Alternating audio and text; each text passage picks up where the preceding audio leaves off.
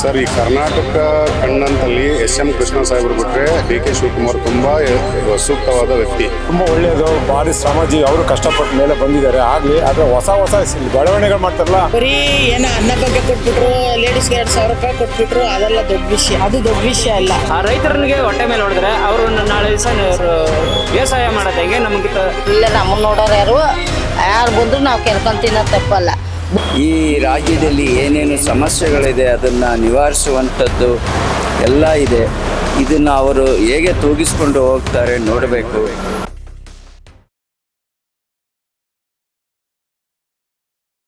Hi, ನಮಸ್ಕಾರ. News ಜಂಕ್ಷನ್ಗೆ ಸ್ವಾಗತ.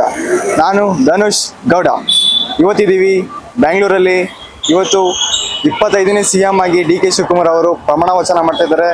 ಅದ್ರ ಬಗ್ಗೆ ಜನರ ಅಭಿಪ್ರಾಯ ಕೇಳೋಣ ಬನ್ನಿ.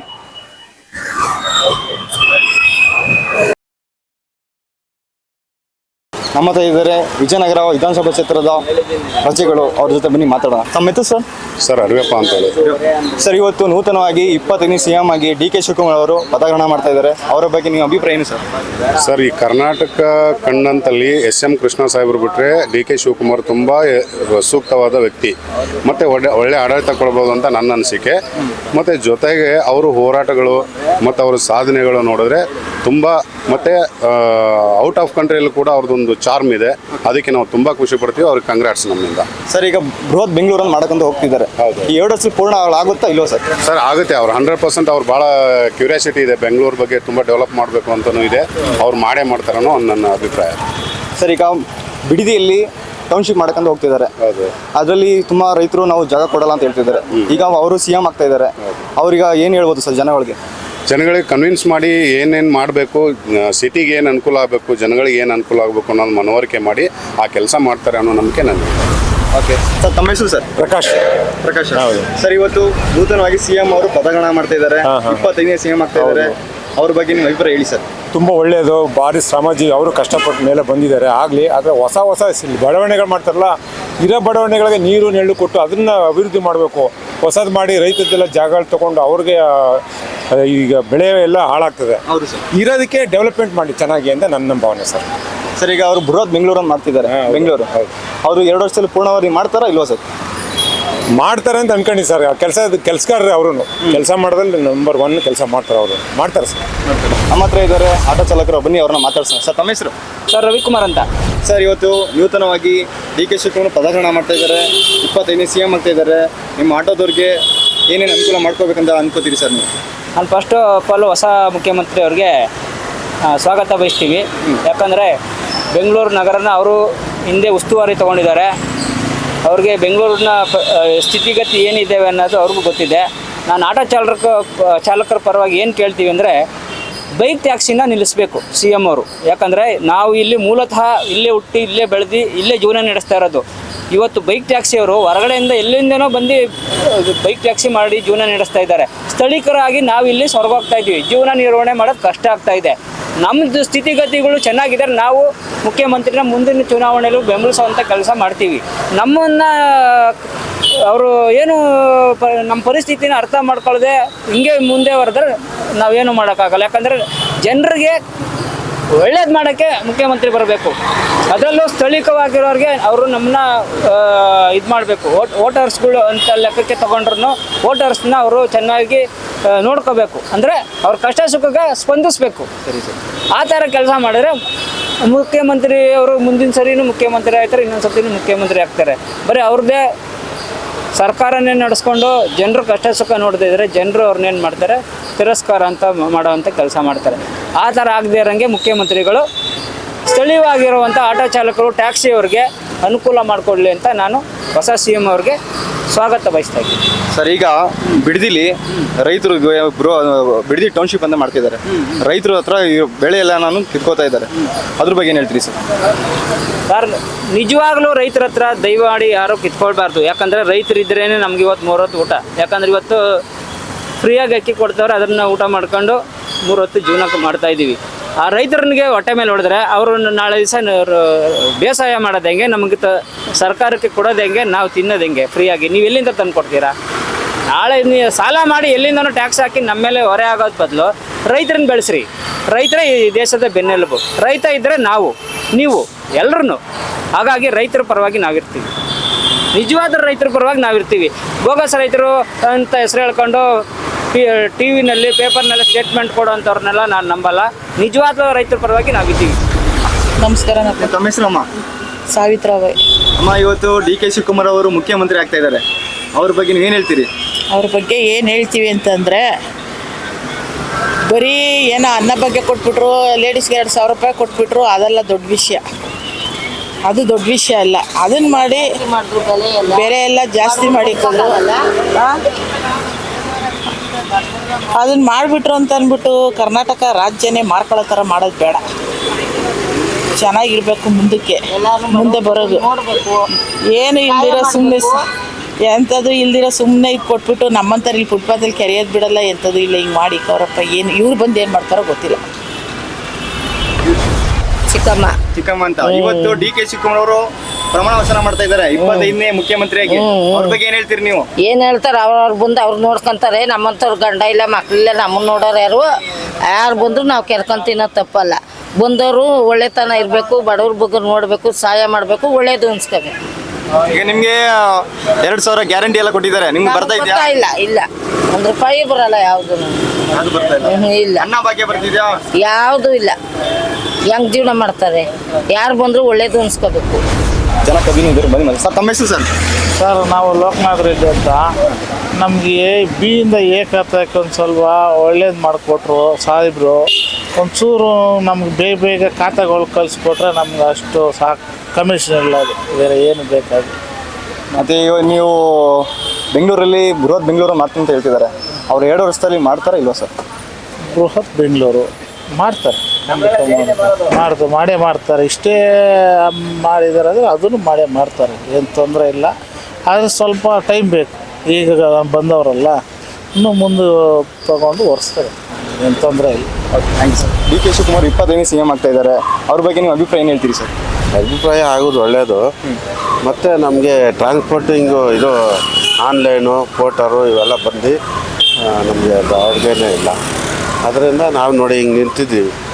ಅದರಿಂದ ಏನಾರು ಉಪಯೋಗ ಮಾಡಿಕೊಟ್ರೆ ನಮಗೆ ಇದೆಲ್ಲ ಕ್ಯಾನ್ಸಲ್ ಮಾಡಿ ಆಗುತ್ತೆ, ಉಪಯೋಗ ಆಗುತ್ತೆ ನಮಗೆ. ಅದೇ ಹೊಸ CM ಈಗ ಆಯ್ತವ್ರೆ, ನಮಗೇನೋ ಉಪಯೋಗ ಮಾಡಿಕೊಟ್ರೆ ಈ ಆನ್ಲೈನು ಪೋರ್ಟರು ಇವೆಲ್ಲ ಬಂದು ನಮಗೆ ತೊಂದರೆ ಕೊಡ್ತಾವ್ರೆ. ಅದರಿಂದ ನೀವು ಏನಾರ ಸರ್ಕಾರದಿಂದ ಉಪಯೋಗ ಆಗುವಂಗೆ ಮಾಡಿಕೊಟ್ಟು ನಮಗೆ ನೋಡಿ ನಿಂತು ಹೊಟ್ಟೆ ಊಟ ಸಿಗೋದಿಲ್ಲ. ಅದರಿಂದ ನೀವು ಏನೋ ಉಪಯೋಗ ಮಾಡಿ ನಮಗೆ ಒಂದು ಕ್ಯಾನ್ಸಲ್ ಮಾಡಿಕೊಟ್ರೆ ಸರಿ.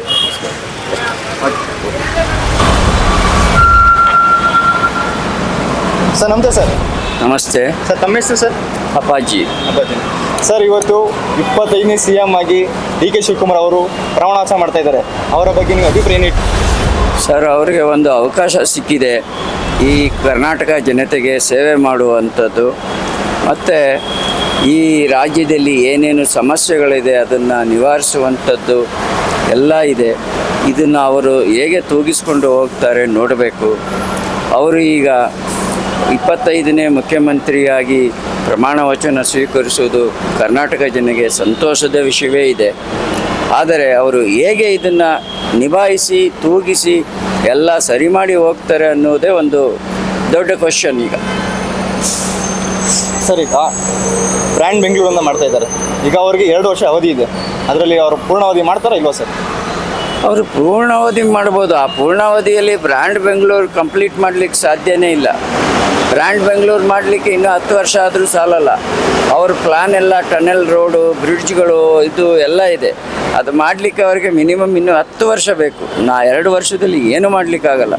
ಸರ್, ಈಗ ಬಿಡದಿಯಲ್ಲಿ ಟೌನ್ಶಿಪ್ ಅಂತ ಬರ್ತಾ ಇದೆ, ಅಲ್ಲಿ ತುಂಬ ರೈತರು ಅನ್ನ ನೀಡ್ತಾ ಇದ್ದಾರೆ ದೇಶಕ್ಕೆ. ಅವ್ರ ಬಗ್ಗೆ ಏನು ತಿಳಿಸ್ಕೊಡ್ತೀರಾ ಸರ್? ಸರ್, ರೈತರು ಜಾಗ ಅವರಾಗಿದ್ದವರು ಕೊಡುವುದು ಒಳ್ಳೆಯದು.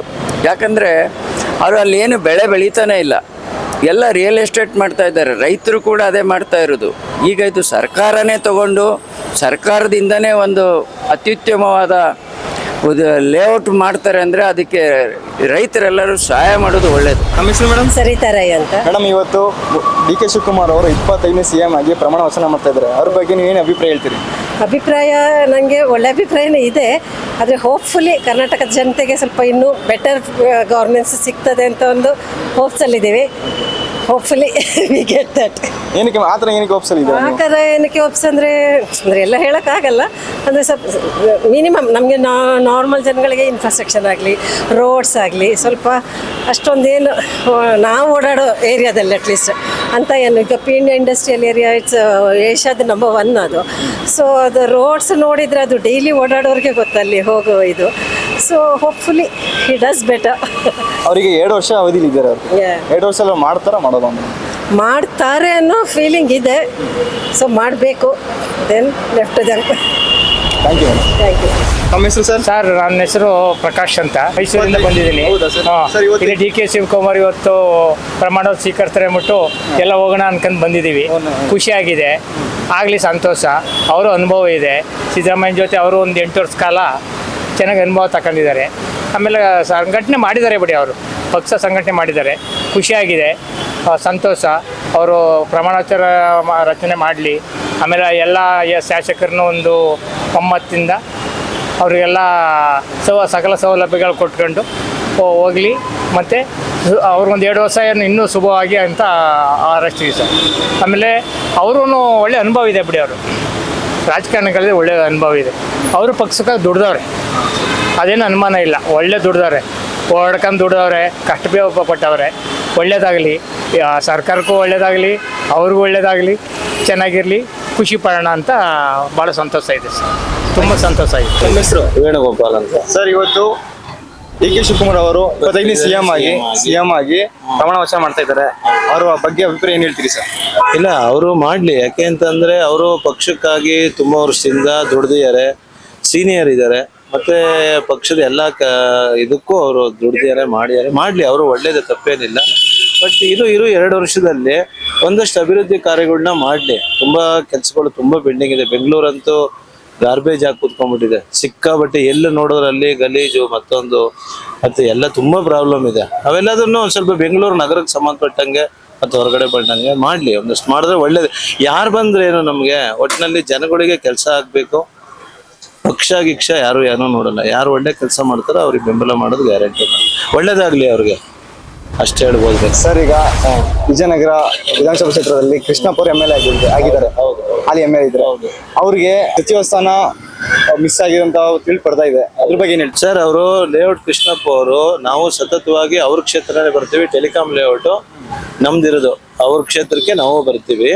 ಆದರೆ ಅವರು ಸತತವಾಗಿ ಗೆದ್ಕೊಂಡು ಬರ್ತಾನೆ ಇದ್ದಾರೆ. ಅಭಿವೃದ್ಧಿ ಕೆಲಸಗಳು ಯಾರೇ MLA ಬರಲಿ, ಯಾರೇ ಚೀಫ್ ಮಿನಿಸ್ಟರ್ ಆಗಲಿ, ಯಾರೇ ಬಂದ್ರು ಅವರಂತೂ ಕಂಟಿನ್ಯೂಸ್ ಅವ್ರ ಕ್ಷೇತ್ರದಲ್ಲಿ ಕೆಲಸ ಮಾಡ್ತಾನೆ ಇದ್ದಾರೆ.